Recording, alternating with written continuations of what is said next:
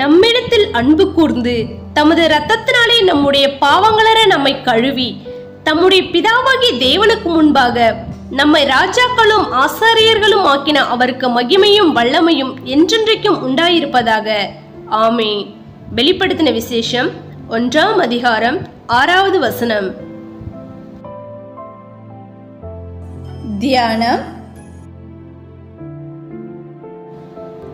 அன்பான தேவனுடைய பரிசுத்த ஜனமே, உண்மையுள்ள சாட்சியும் மரித்தோரிலிருந்து முதற் பிறந்தவரும் பூமியின் ராஜாக்களுக்கு அதிபதியுமாகிய இயேசு கிறிஸ்து இப்பொழுது பிதாவாகிய தேவனுக்கு முன்பாக என்ன செய்து கொண்டிருக்கிறார் என்பதை இவ்வசனம் நமக்கு விளக்கம் கொடுக்கிறது.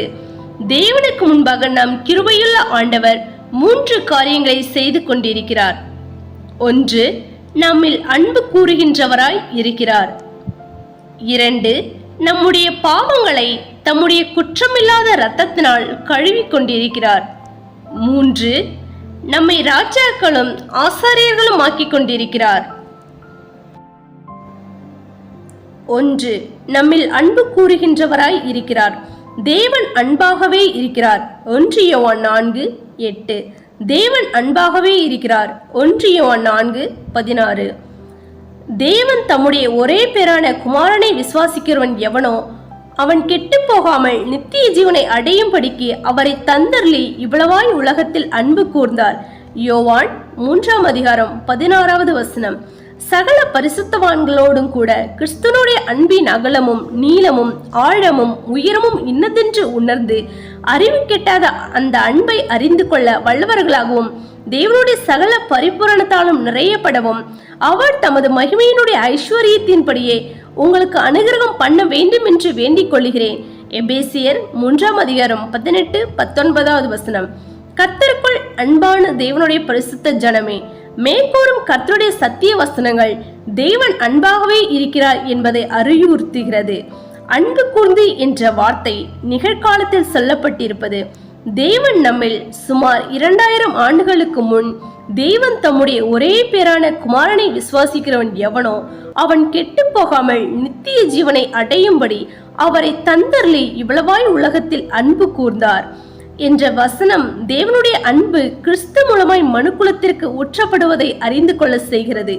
அவருடைய அன்பு இன்றும் மனுக்குலத்தின் மேல் தொடர்ந்து கொண்டே இருக்கிறது. ஆகையினாலே தேவனுடைய அன்பை அறிவு கெட்டாத அன்பு என்றும் அதன் அகலத்தையும் நீளத்தையும் ஆழத்தையும் உயரத்தையும் மனிதனுடைய நீதியினாலோ சுய முயற்சியினாலோ அறிந்து கொள்ள முடியாது என்று அப்போஸ்தலனாகிய பவுலை கொண்டு பரிசுத்த ஆவியானவர் கூறுகிறார். 2. நம்முடைய பாவங்களை தம்முடைய குற்றமில்லாத இரத்தத்தினால் கழுவி கொண்டிருக்கிறார். அன்பின் ஆண்டவர் தம்முடைய அளவற்ற அன்பினாலே மனுக்குலத்தின் பாவங்களை தன்னுடைய மாசற்ற இரத்தத்தினாலே மன்னித்து கழுவி கொண்டிருக்கிறார்.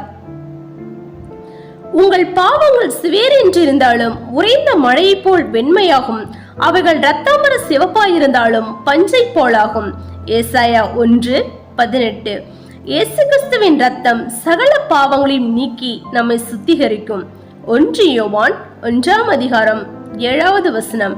அவருடைய கிருபையின் ஐஸ்வர்யத்தின்படியே இரத்தத்தினாலே பாவ மன்னிப்பாகிய மீட்பு இவருக்குள் நமக்கு உண்டாயிருக்கிறது.